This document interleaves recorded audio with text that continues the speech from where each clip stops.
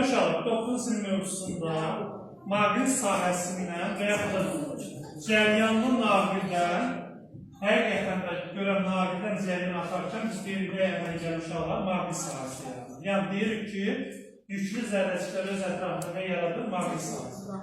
Həqiqətən də gəlin görək, cəryanlı naqilin ətrafında maqnit sahəsi yaranırmı? Bunun üçün neydir? Biz deməlimizə bir kompas və onun ətrafında sarılmış bir naqilimiz var.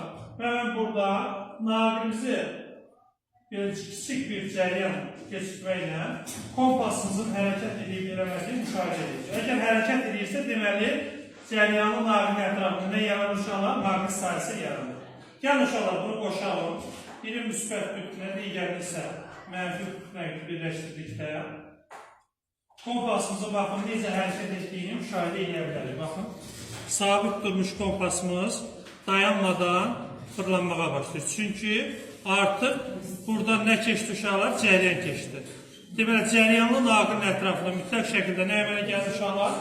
Maqnit sahəsi yarandığını müşahidə etmiş olduq.